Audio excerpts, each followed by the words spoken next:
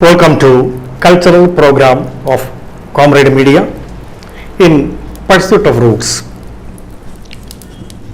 Everybody knows spices play and played and even now play a very important role behind the fame and prosperity of our state, Kerala.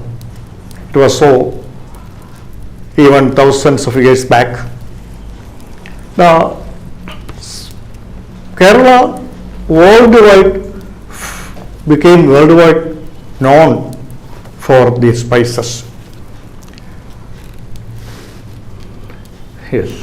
So this episode deals with the importance of spices. Dr. Mohan Varughese is going to give the details. Yes. Sir, why and how the spices got the worldwide demand? The world needed the spices because it was basically used as a preservative in meat and fish eating non-vegetarian countries, especially countries in the Mediterranean region. People generally consumed plenty of meat which needed to be preserved for the winter. As and when fish is caught and dried and meat is procured, that needs to be preserved using pepper, ginger, cardamom, cinnamon. All these things are required as preservatives. And also for medical purpose.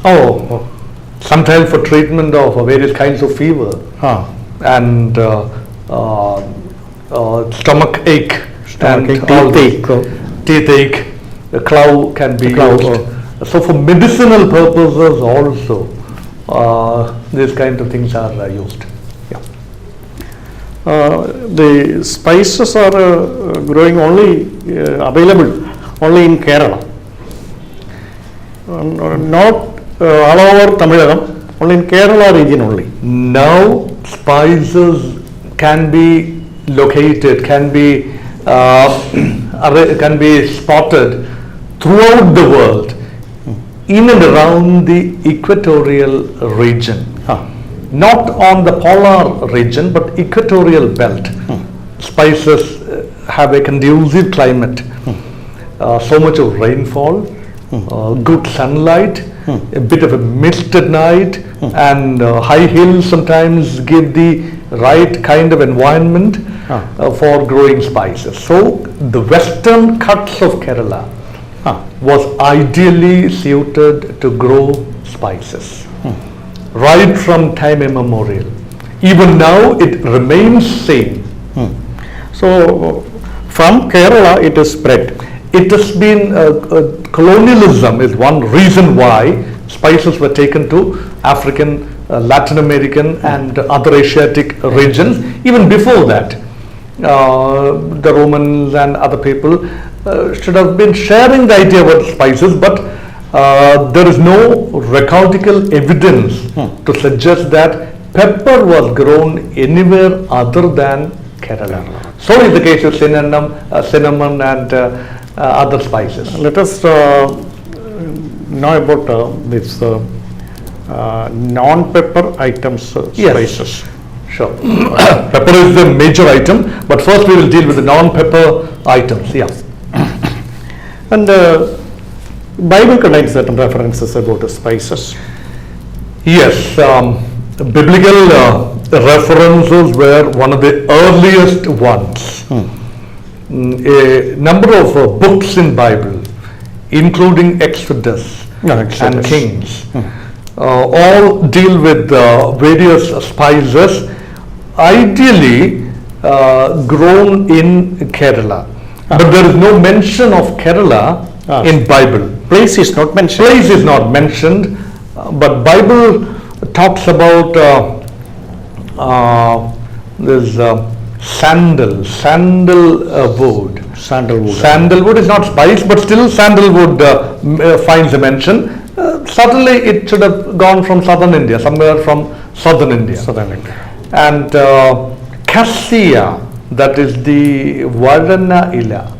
There is a plant, cassia. Cassia is Cassia, that is Hebrew. That is got a Hebrew. The word has got a Hebrew root. That is a spice which seems to have been exported from Kerala during biblical times. That finds mention. Certainly, cinnamon. Cinnamon forms the ingredient of certain sacred anointing balms and oils. For royal anointing and also for certain other special purpose, Jews would be using anointing balm. And that balm, that liquid, is a variety of spices. It is spice extract, herbal extract. Some of the herbs, not all herbs, of course, myrrh and frankincense, all these things that could have come from southern Egypt, maybe from Sudan. Punt is an area, southern Sudan and Ethiopia, Somalia region. It's generally called Punt. That area also had frankincense and some other spices. And of course, bee wax, honey bee wax was the one ingredient.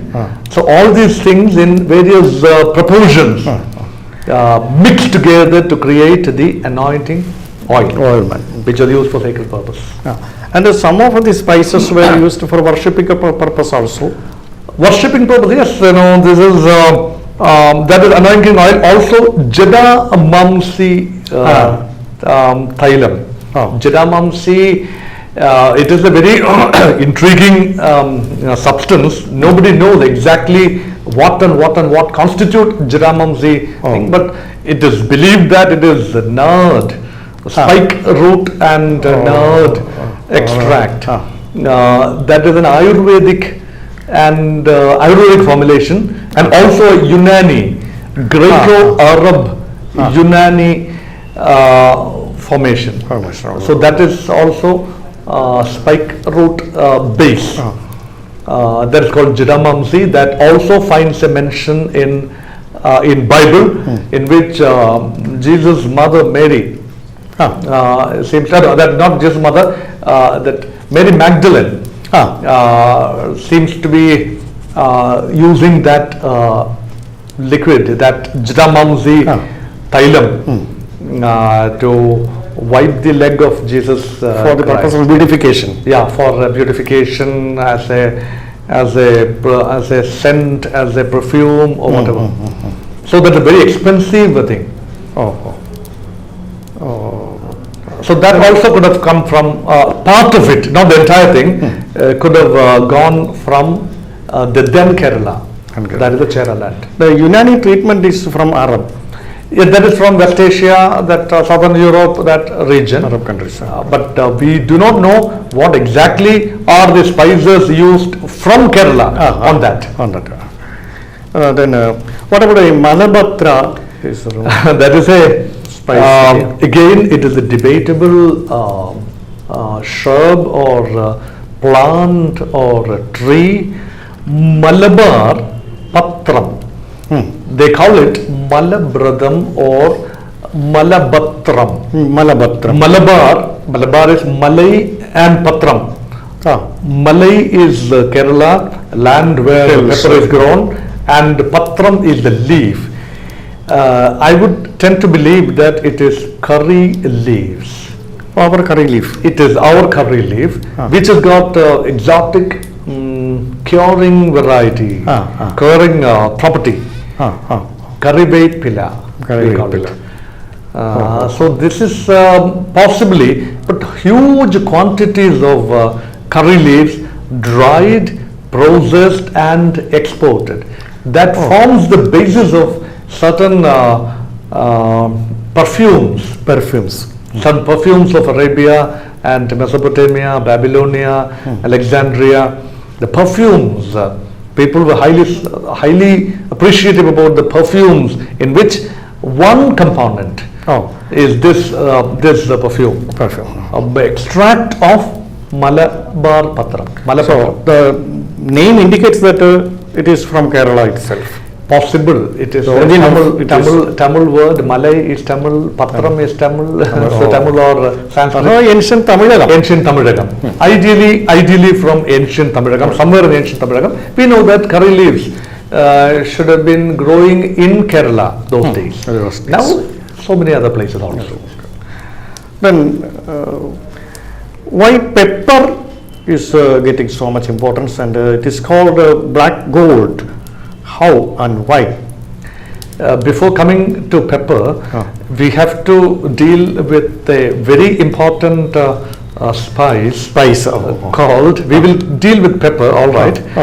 There's a very important spice called curry, that is called cinnamon. Cinnamon is something which finds mention in so many documents, the Roman, Greek, North African documents. Cinnamon is a spice exclusively coming from Kerala.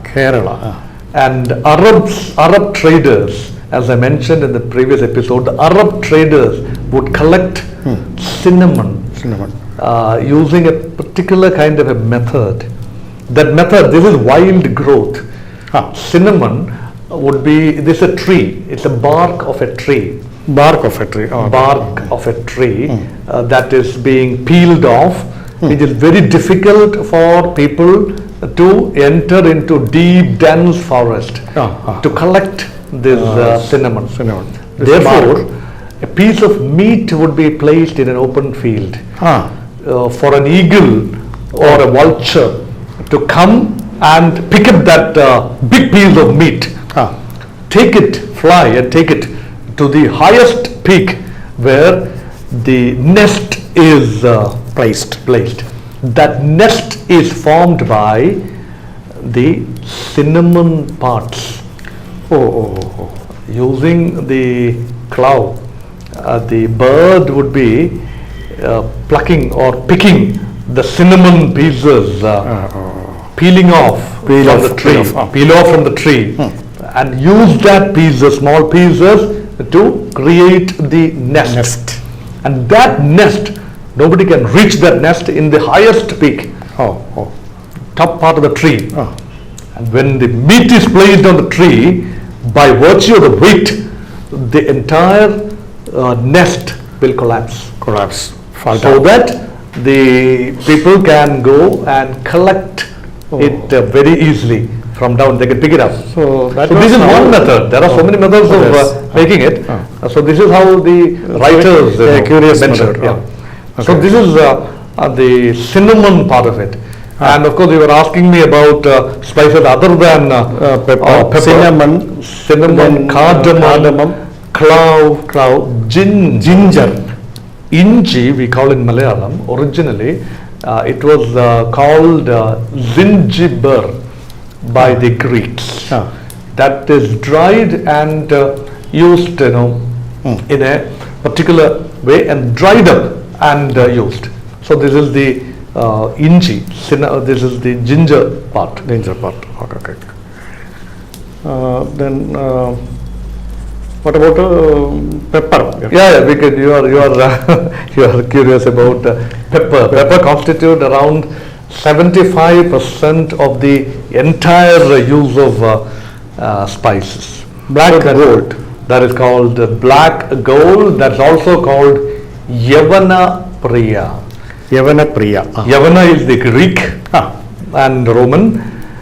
People in that region are called the Yavana, the Mediterranean people. This spice, that is the pepper, which is so dear to the Mediterranean people, is called Yavana Priya. So pepper is called black gold and also Yavana Priya. And that was traded in huge quantity. That is the specialty of pepper, and that brought real riches Pepper trade is based on coin, gold coin, in exchange of gold coins. They're never bartered. Pepper is never subjected to barter system. Other spices can be bartered, but here pepper, if a foreigner, if a Greek, a Roman, an Arab wants to buy pepper from Kutuvan is having king, Chera king, Kutuvan has exclusive control over pepper. If they want to buy, they have to shell out a lot of money. Main source of revenue. Main source of revenue for the Chera exchequer was pepper. Kutuvan decides the price of pepper also. Only in Kerala pepper go. Those days, yeah, presumably, yes. Now anywhere, Indonesia, Philippines, and In those days only in Kerala. Congo, Zaire, and the equatorial region in Latin America also, it can grow. But those days, we could find pepper only in the Malabar coast, the Malabar hills of Kerala. How pepper grew at that time? Plantation or wild growth? Pliny and Pericles and Strabo, the Greek scholars who wrote profusely about Kerala spices and trade and about Roman trade, they all said that pepper was wild growth. Kaattu vilai in Tamil. That is wild growth in forest.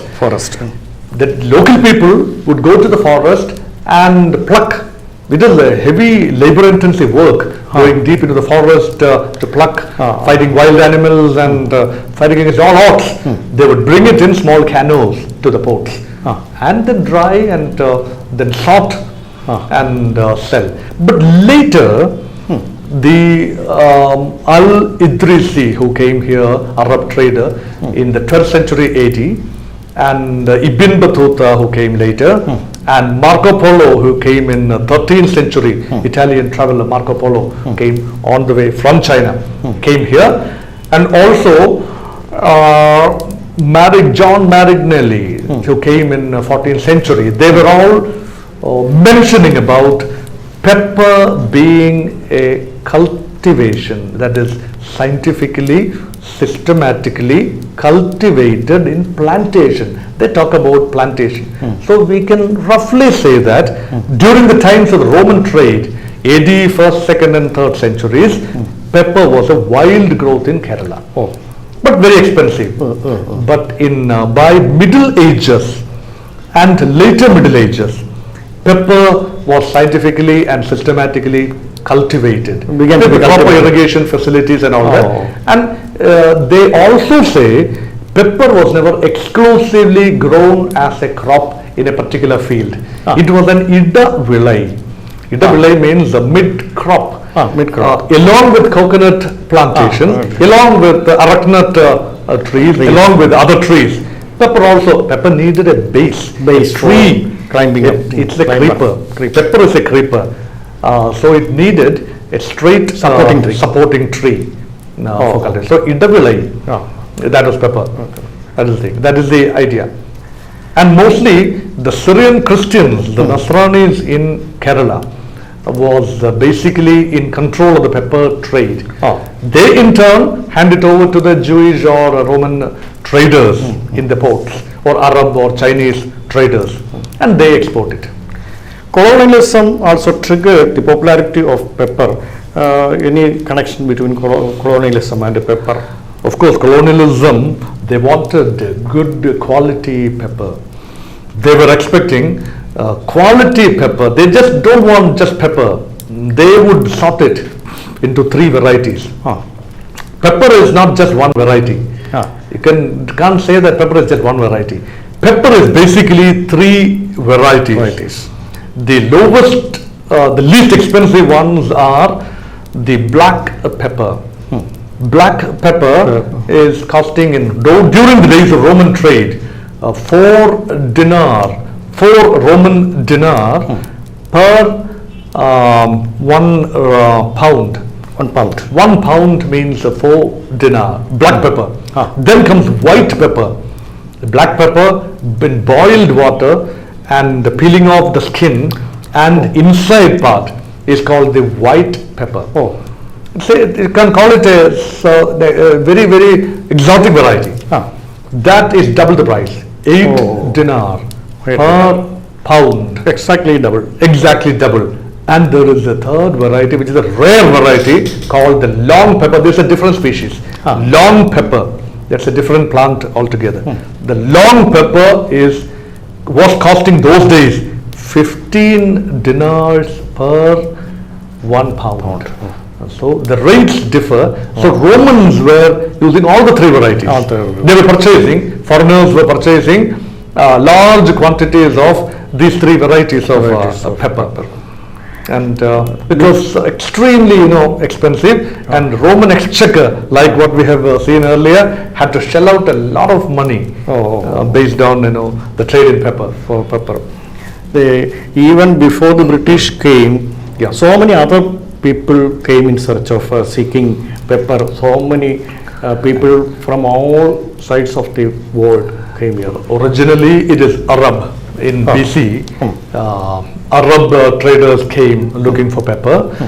From BC 1st century until AD 3rd century, it is a Roman trade period which we mentioned, and they also came predominantly for pepper. Then a long era of hiatus or non-action, because Roman Empire collapsed, the Chera Empire, first Chera Empire collapsed, and there was no major trading activity in the 4th, 5th, 6th, 7th centuries.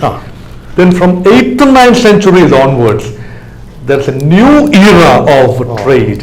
When Chinese came into the picture, Arab traders came back to the picture, and new centers came up. Apart from Buzaris, that is Kodungalur, new centers like Calicut, and by 13th century, 14th century, Cochin, and by 8th, 9th century, Kollam became the hub of pepper trade, especially the pepper and other cardamom and other spice trade.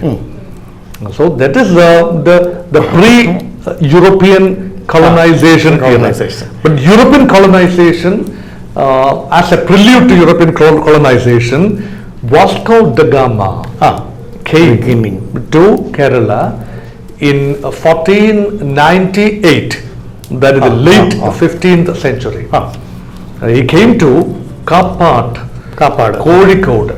By that time, Zamorin was ruling Calicut, a princely state. And Calicut was known for the pepper trade. And Zamorin was a very dominant monarch. In comparison, the Portuguese were very, very pale when compared to the might of Zamorin. So when they came in a wrong season, Portuguese had to wait. Vasco da Gama and his ships had to wait for around 111 days. Vasco da Gama actually came in search of he came in search of pepper. Of course. Only for pepper. Because the price of pepper was skyrocketing in Europe. The price of pepper for 1/20th of it, that the measurement was 1/20th of a ton. That was costing in 1495. It was costing 42 ducats. Ducat was a coin, monetary system, and it doubled in 3 years' time. That necessitated Portuguese to go hunt for pepper. Somehow, somewhere, they had to source it directly from the east. So, remember, Columbus discovered America because he was assuming that by traveling westwards, they would be able to reach India. If the earth is round, hypothetically, the Galileo Galilei and Magellan and all these people theorized that Copernicus theorized that the earth could be round. So by traveling westwards, one would come to the east. But unfortunately or fortunately, Columbus ended up somewhere in America. So Columbus discovered America. Amerigo Vespucci also went that side, and then Columbus came along the African coast, came along the Cape of Good Hope in South Africa, and came all the way around to reach the Malabar coast in 1498. That marked the beginning of colonialism. They did not capture power immediately. After a while, more and more ships came, and the trading companies started. Gradually, political power confiscated by the Portuguese. Later, the Dutch came, and then the French came. Ultimately, the British came and set up the East India Company. That's in Calcutta. They also came first for. They also came as traders. Yes. They came as traders. Very much trade, and pepper trade only. We have got valuable information generally about the spices which play an important role even now behind the prosperity of Kerala, and also the king of spices, our pepper called black gold.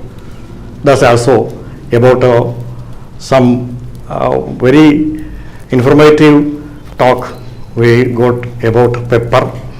So thank you, sir. Very much. Thank you all.